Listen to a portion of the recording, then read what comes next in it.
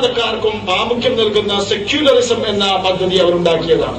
അതേപോലെ തന്നെ പിൽക്കാലത്ത് അതിനുശേഷം വന്ന ലോക മാറ്റങ്ങളിൽ കോളനികളെ സ്വതന്ത്രമാക്കിയെടുക്കുന്ന സാഹചര്യങ്ങളിലൊക്കെ ഒരു മതക്കാർക്ക് മാത്രം അത് ചെയ്യാൻ കഴിയുമായിരുന്നില്ല. അതുകൊണ്ട് എല്ലാ മതക്കാരും കൂടി സ്വാതന്ത്ര്യം നേടിയെടുക്കുകയും എല്ലാവർക്കും അവകാശമുള്ള ഒരു ഗവൺമെന്റ് സ്ഥാപിക്കുകയും ചെയ്യുന്ന സംവിധാനമാണ് ഉണ്ടായത്.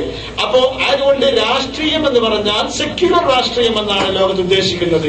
അതിനിടയിൽ കാൾ മാർക്സ്, എംഗൽസ് തുടങ്ങിയവർ 19-ാം നൂറ്റാണ്ടിൽ സെക്യുലറിസത്തിന് പുതിയ ഒരു മാനം നൽകാൻ ശ്രമം നടത്തുകയുണ്ടായി. അത് മതനിരാസം എന്നതായിരുന്നു. മതനിരാസം, അതായത് എല്ലാ മതങ്ങളെയും സ്വീകരിക്കുക എന്ന സെക്യുലറിസത്തിന്റെ നിർവചനത്തിന് പകരം ഒരു മതത്തെയും സ്വീകരിക്കാതിരിക്കുക എന്ന ഒരു ശ്രമം മാർക്സ്, എംഗൽസ് തുടങ്ങിയ ആൾക്കാർ 19-ാം നൂറ്റാണ്ടിൽ നടത്തി നോക്കുകയുണ്ടായി. പക്ഷെ അത് വിജയിച്ചില്ല. പിറന്ന നാട്ടിൽ പോലും ഒരു നൂറ്റാണ്ട് പോലും തികക്കാനാവാതെ കമ്മ്യൂണിസം അടർന്നു വീണ ദയനീയമായ ചരിത്രം കാണാനുള്ള ഭാഗ്യം നമുക്ക് തന്നെ ഉണ്ടായി. ചൈന കുതിച്ചു പായുകയാണ്. കമ്മ്യൂണിസ്റ്റ് ചൈനയാണ് എന്ന് പറയാൻ കഴിയില്ല.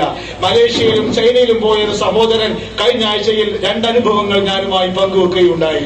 അദ്ദേഹത്തിന് ഏറ്റവും കൗതുകരമായി തോന്നിയത് ചൈനയാണ്, കമ്മ്യൂണിസ്റ്റ് ചൈനയാണ്, ചുവന്ന ചൈനയാണ്. നിങ്ങൾ ശരിക്കും മനസ്സിലാക്കണം, ലോകത്തെ ഏറ്റവും വലിയ കെട്ടിടം ഇത് ചൈനയിലാണ് ഉണ്ടാകാൻ പോകുന്നത്. ലോകത്തെ ഏറ്റവും മനോഹരമായ കെട്ടിടം അത് ചൈനയിലാണ് ഉണ്ടാകാൻ പോകുന്നത്. ഞാൻ അദ്ദേഹത്തോട് ചോദിച്ചു, ആ കെട്ടിടക്കാർക്ക് അത് കേൾക്കാൻ ക്രമത്തിൽ ഞങ്ങളുടെ ആൾക്കാർ തീവ്രവാദം പഠിപ്പിക്കുന്നില്ല, ഞങ്ങളുടെ ആൾക്കാർ തീവ്രവാദം ചെയ്യിക്കുന്നില്ല എന്ന് വിശദീകരിക്കാൻ കഴിയുമായിരുന്നു. അതിന്റെ ഒന്നാമത്തെ പരിഹാരമാണ്. അവർക്കൊരു പത്രസമ്മേളനം വിശദമായി നടത്താമായിരുന്നു. അതതിന്റെ പരിഹാരത്തിൽ ഒന്നാമത്തേതാണ്. അവർക്ക് ആഭ്യന്തരമന്ത്രിയെ കാണാമായിരുന്നു, അല്ലെങ്കിൽ പോലീസ് സൂപ്രണ്ടിനെ കാണാമായിരുന്നു. അതൊക്കെ അതിന്റെ പരിഹാരങ്ങളുടെ സ്റ്റെപ്പുകളാണ്. ആ സ്റ്റെപ്പുകൾ ഒന്നും ചെയ്യാതെ അവസാനം പോലീസ് സ്റ്റേഷൻ ആക്രമിക്കുക എന്ന് പറയുമ്പോൾ അതൊരു ഉദാഹരണം മാത്രമാണ് ഞാൻ പറയുന്നത്. ഒരു പ്രത്യേക സംഭവത്തെ ഉദ്ദേശിച്ചുകൊണ്ടല്ല ഞാൻ പറയുന്നത്. അതുകൊണ്ട് തന്നെ അത്തരം അവസ്ഥകൾ വലുതായാൽ നമ്മൾ നേരിടുന്നത് പ്രബോധന പ്രവർത്തനങ്ങൾ അവസാനിക്കേണ്ടി വരും. ഇസ്ലാമിക പ്രബോധന പ്രവർത്തനങ്ങൾ നടക്കാതെ പോകും, രാഷ്ട്രീയ പ്രവർത്തനങ്ങൾ നടക്കാതെ പോകും.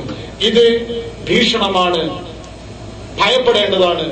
അതുകൊണ്ട് തന്നെ ഇതിനെതിരെ മനസ്സുകൊണ്ട് സംഘടിക്കുവാനും ആ അർത്ഥത്തിലേക്ക് സഹോദരങ്ങൾ തിരിച്ചു കൊണ്ടുവരുവാനുമുള്ള ആത്മാർത്ഥമായ ശ്രമം മുസ്ലിം ലീഗ് പ്രസ്ഥാനം എന്ന ഈ മഹത്തായ വടവൃക്ഷത്തിന്റെ ചുവട്ടിൽ നിൽക്കുന്ന ഓരോ സത്യവിശ്വാസിക്കും, ഓരോ പ്രവർത്തകനുമുണ്ട്. അത് നിർവഹിക്കാനുള്ള സന്മനസ് നാം കാണിക്കണം. അല്ലാഹു അനുഗ്രഹിക്കുമാറാവട്ടെ.